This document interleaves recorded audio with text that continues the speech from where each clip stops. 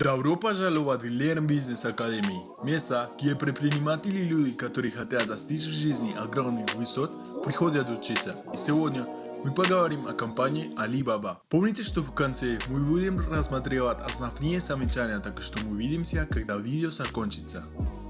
Как мы уже говорили, сегодня мы будем говорить о истории компании Alibaba, о международном портале электронной коммерции, который полностью революционизировал отрасль и став ключевой частью китайской экономики.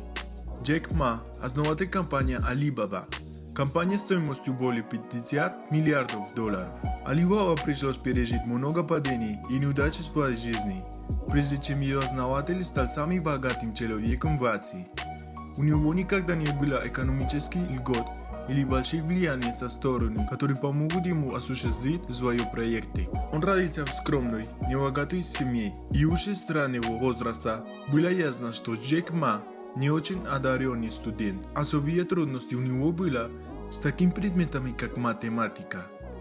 Ему было трудно преодолеть как начальное, так и среднее образование, и он был дважды отчислен с университета. В взрослой жизни он также неоднократно сталкивался со словом «нет». В поисках работы он был отвергнут в 30 различных местах. Всех этих обязательств было бы достаточно любому человеку, чтобы пасть духом есть счастье, но только не Джек Ма. Джек Ма даже в такие моменты умел сохранить невероятный дух самосовершенствования и настойчивости, проявляя необычайно упругий характер. Несмотря на то, что учеба не была его сильной стороной, был один предмет, который ему особенно хорошо давался – английский. Поэтому он решил стать учителем английского языка за зарплата около $12 в месяц. Но для Джек Ма это был большой успех. Он был очень счастлив, он чувствовал страсть к работе. И даже если зарплата была очень низкой, он вкладывал всю свою энергию в это дело.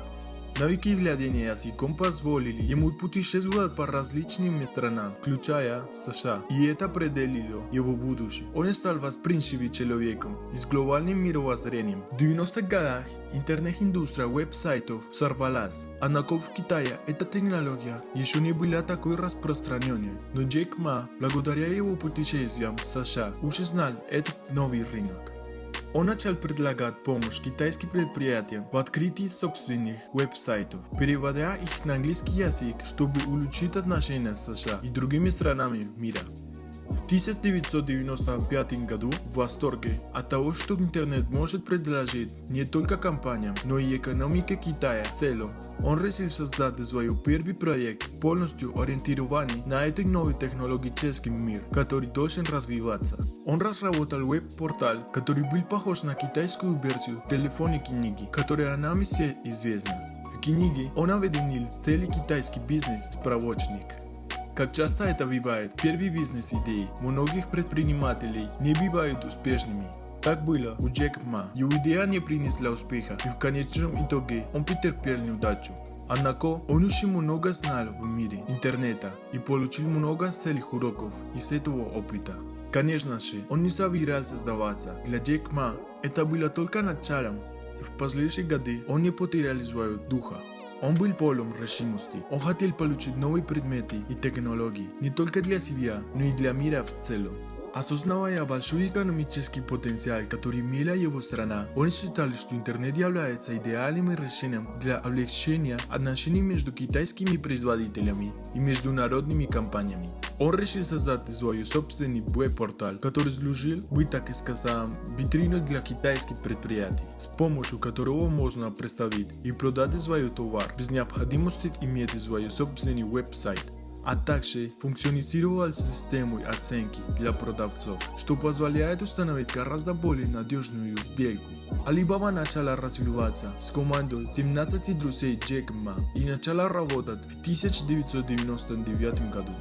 Идея привлекла огромное внимание, и вскоре несколько инвесторов заинтересовались этим делом и сделали ставку на проект. Но этому буму электронной коммерции нужен был новый элемент. Учитывая, что у большинства людей в Китае не было кредитных карт, компания должна была найти решение, чтобы каждый мог купить на Alibaba. Спустя некоторое время родился Alipay, служба, подобная PayPal, которая позволяла совершать операции через виртуальный счет. Кроме того, деньги не покидали счета клиентов до тех пор, когда они не получат заказ. Это было ключевым фактором в то время, поскольку мир интернета был относительно новым, и люди еще не чувствовали себя уверенными в совершении таких транзакций. Примерно в 2003 году eBay приобрела HNet у китайской торговой компании, что позволило ей проникнуть на китайский рынок электронной коммерции. Но Alibaba не собирался сдаваться так просто.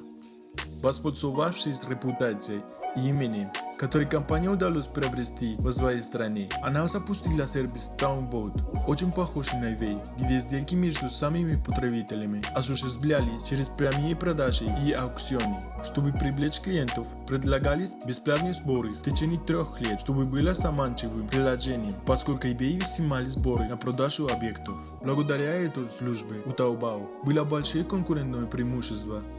И с этого момента началась грубая маркетинговая битва между двумя компаниями, чтобы окончательно разобраться, кто консолидируется на китайском рынке.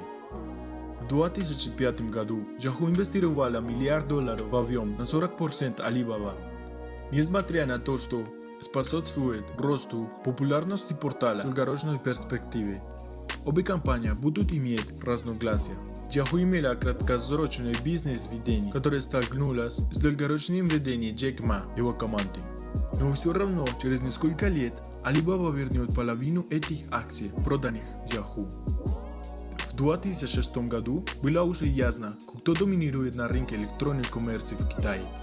eBay уже отошел в сторону, и теперь Alibaba имела свободный путь к росту без остановки. В 2010 году создали крупнейшие компании AliExpress. Его основное отличие от Taobao заключается в том, что у AliExpress в основном вся аудитория находится за пределами Китая.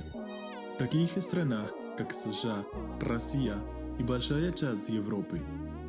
У AliExpress очень удобный сайт, который может представлять дополнительные услуги, такие как поисковая система, сравнение цен, возможность облачного хранения, сохранение избранных товаров и хранение личной информации. В 2019 году 2 из порталов Alibaba заработали 1,1 миллионов юаней, что в долларовом эквиваленте 170 миллиардов. У AliExpress продажи намного выше, чем у его основных конкурентов eBay и Amazon вместе взятых.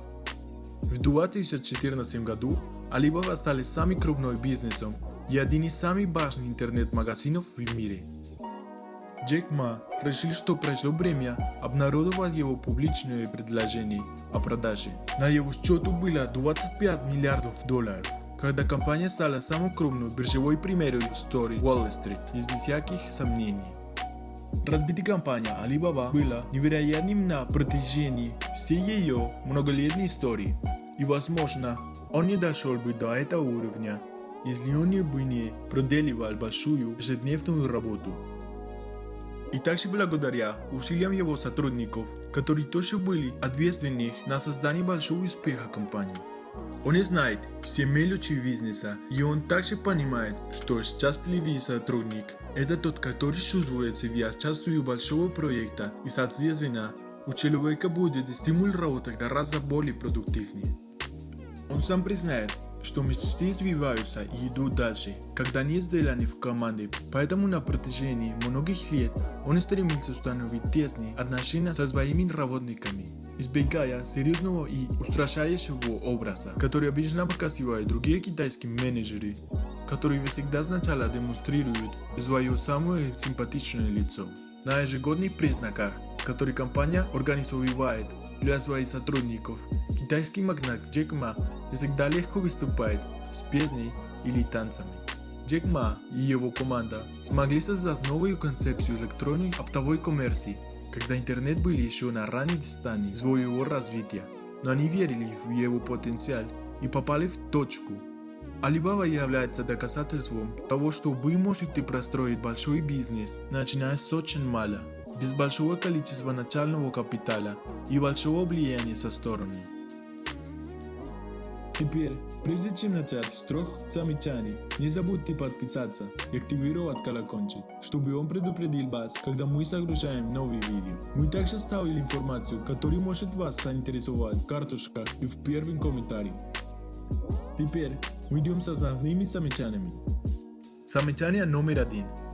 Я извлекаю из фразы, которую говорит Тони Роббинс. Это не ваши условия, которые определяют вашу судьбу, но ваши решения. Вы заметили, что у Джека Ма было бедное детство, и большинство людей на его месте решили бы быть посредственными.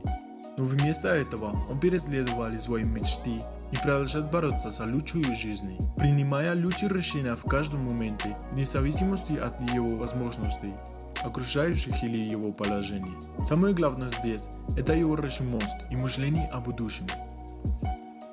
Замечание номер 2. Известность первой неудачи Джека Ма. И сколько людей в конечном итоге покидают свой бизнес после первой попытки. Вы должны понимать, что предпринимательство – это что-то, что является марафоном, а не простой игрой. Вы можете потерпеть неудачу много раз и после 10 или 20 лет сделать компанию, которая действительно преуспевает. После всех знаний и того опыта, что вы получили, в конечном итоге вы все равно будете успешным в том, что вы делаете, потому что если вы начинаете, имейте в виду, что будут трудные времена, даже неудачи, из-за которых многие люди бросают свой бизнес. Но мы надеемся, что история Джека Ма побудила вас не делать это. Замечание номер 3. Для меня очень важно то, что Джек Ма придает большое значение настроению рабочих. Это то, во то, что я искренне верю. Это то, что я пытался продвинуть. Мне не нравилось, как Стив Джобс относился к своими работниками, но Джек Ма со своим отношением кажется блестящим человеком. Джек Ма всегда получает самое лучшее от каждого человека, потому что его отношения и способ общения со своими работниками всегда самые лучшие. Он для них как друг. Это делает работу лучше и делает, что ваши результаты лучше в своей компании. И это были все замечания о истории Alibaba. Я хотел бы увидеть ваши комментарии по поводу того, что вы думаете о истории бизнеса. Кстати, вы знаете, что лучшие бизнес-истории выходят каждое воскресенье. Если вам нравится наше видео, подпишитесь на наш канал. Будет здорово. Мы увидимся на следующей неделе. Пока.